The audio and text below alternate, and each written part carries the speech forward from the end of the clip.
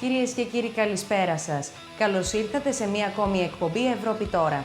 Είστε συντονισμένοι στο Thrakinet για να παρακολουθήσετε όλες τις τελευταίες εξελίξεις από το Ευρωπαϊκό Κοινοβούλιο. Πιστός μας συνεργάτης, το Europal TV. Ας ξεκινήσουμε με το πρώτο μας θέμα. Το δημοψήφισμα του Ηνωμένου Βασιλείου και το μεταναστευτικό ζήτημα κυριάρχησαν στην ατζέντα της Ολομέλειας. These are tough times for EU solidarity and cohesion. Britain threatening to leave the club if its people vote against membership. The Schengen Agreement on a borderless Europe also under threat from the tide of refugees. Just two of the hot topics under discussion in next week's plenary session in Strasbourg. I think we'll be getting a good deal. Has Britain's Prime Minister David Cameron secured a deal with his European compatriots on the package of reforms he's been pushing for?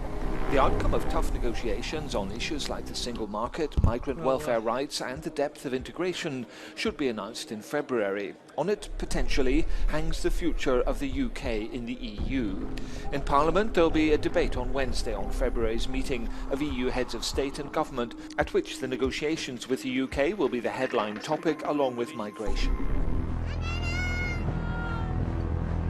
Talking of migration, the Schengen area, almost 4.5 million square kilometres of border-free Europe, is also under threat, with some countries reintroducing border controls to manage the flow of refugees. Some people say if Schengen is under threat, the European Union itself is also under threat. So, where is Schengen headed? MEPs will try to answer that in a debate on Tuesday. Also on Tuesday, the €3 billion package devoted to helping Turkey deal with gigantic flows of Syrian refugees and stop them travelling on to Europe will come under scrutiny during a debate. I work, therefore I am. But what if I don't declare the work I do? Does it follow from a purely philosophical point of view that I work, therefore I am not? It's a conundrum too far for the EU, which is seeking to create a platform to help member states fight undeclared work, a way, they say, to boost the formal job market and combat bogus self-employment and tax evasion. Parliament will debate the issue on Tuesday. And now for some other news in brief. On Tuesday, the President of Estonia, Thomas Hendrik Ilves, will be making a keynote address, with the President of Nigeria, Muhammadu Buhari, elected last year, taking the platform the following day. On Wednesday, MEPs will debate ending sexual harassment of women in public places. This follows the New Year sexual assaults in Germany. Also on Tuesday, MEPs will vote on a planned trade pact with 22 countries designed to build trade in banking, telecoms and health. This is the Trade and Services Agreement, or TISA. Finally, MEPs will have the chance to demonstrate their determination to reduce the harmful effects of diesel emissions in Europe.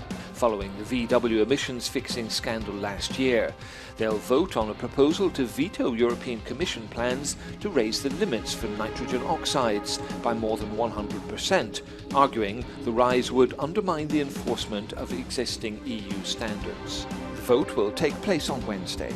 That's it from a packed and varied agenda. Enjoy the week.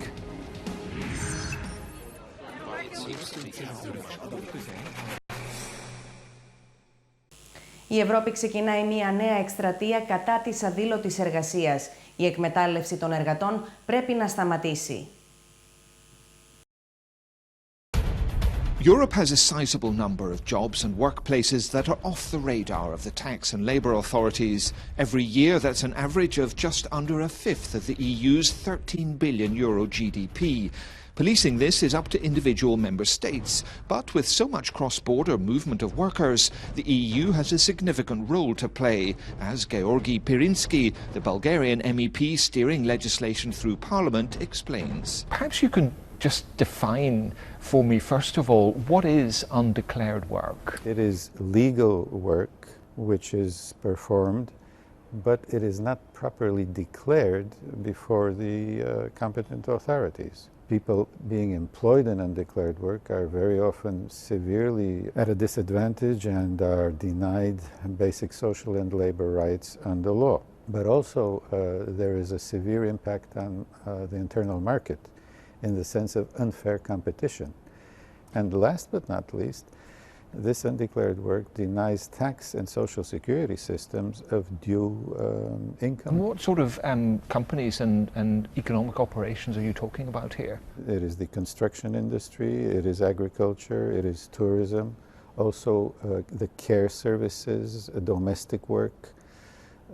In many of these, undeclared work is a very sizable and painful proportion of those employed. What is the platform?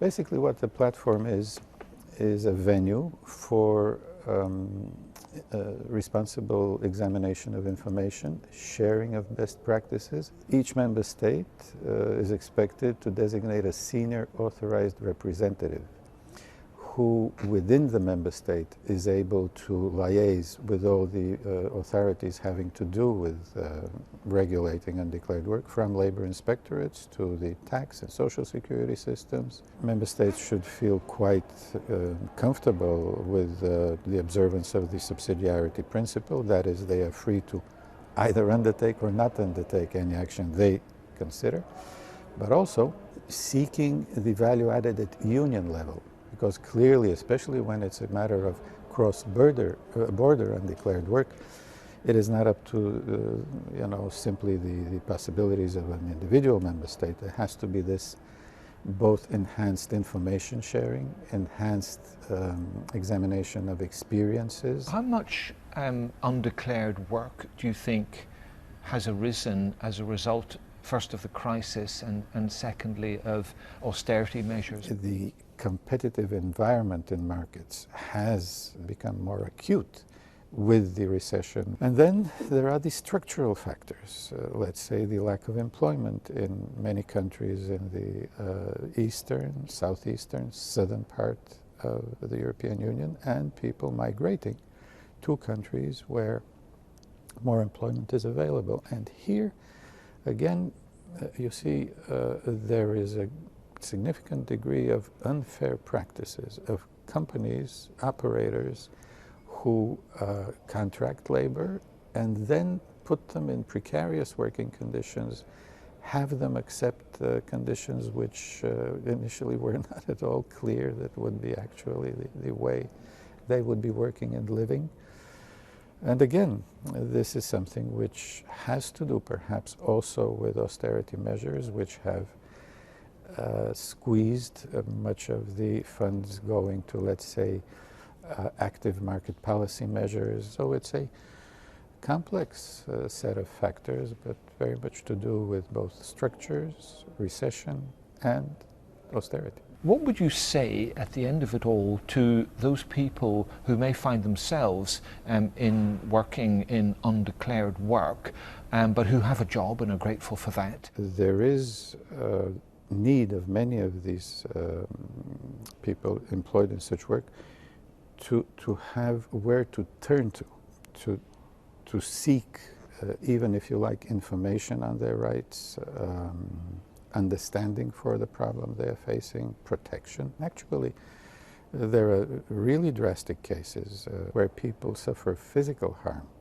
where they are housed in next to impossible conditions, and where they really need a recourse to institution or a body or a place where they can bring their concerns. And the knowledge that there is this problem, platform, that there are responsible representatives of each member state sitting there who are clearly responsible for seeing that drastic infringements on basic rights do not take place, is something very important. Okay, Georgi Pirinski, thank you very much indeed. Thank you for your interest. Appreciate it.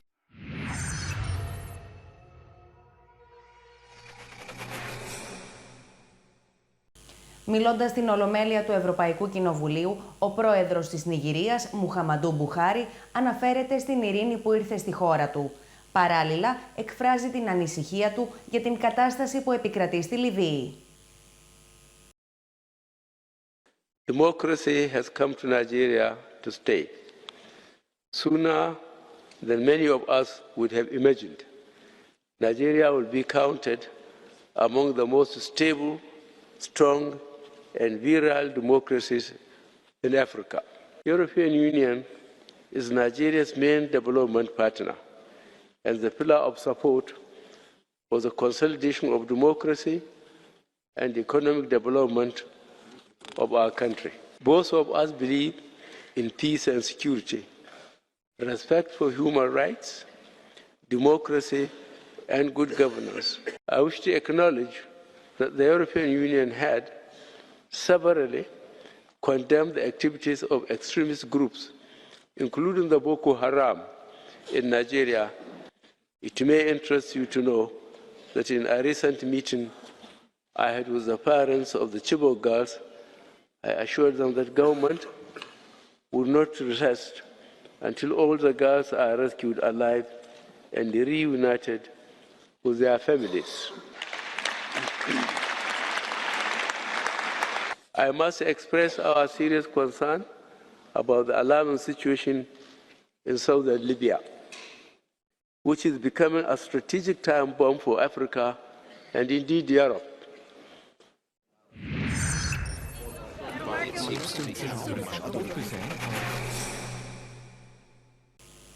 Εκπρόσωποι της αντιπολίτευσης στη Βενεζουέλα, υποψήφοι για το βραβείο Ζαχάροφ για την ελευθερία της σκέψης το 2015, ζητούν στο Στρασβούργο τη στήριξη της Ευρωπαϊκής Ένωσης σε διπλωματικό επίπεδο. Debido a la fuerte caída de los precios del petróleo, Venezuela se hunde en una crisis económica grave. Carencias, inflación, la situación se convierte en una crisis humanitaria y también política.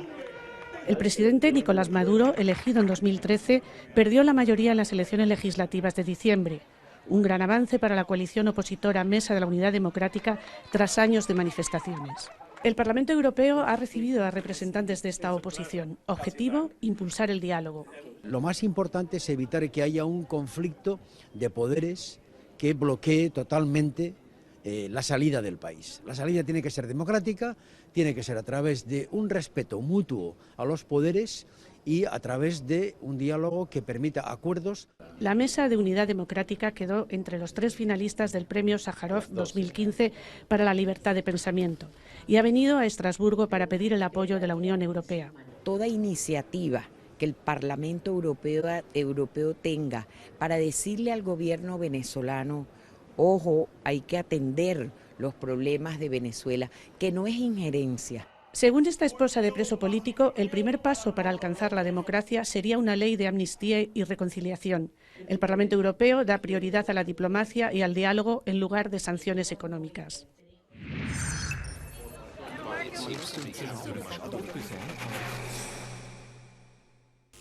Κάπου εδώ, κυρίες και κύριοι, θα κάνουμε ένα σύντομο διάλειμμα για διαφημίσεις. Σε λίγα λεπτά θα είμαστε και πάλι μαζί. Μείνετε στο Thrakinet για να δείτε τη συνέχεια της εκπομπής Ευρώπη Τώρα.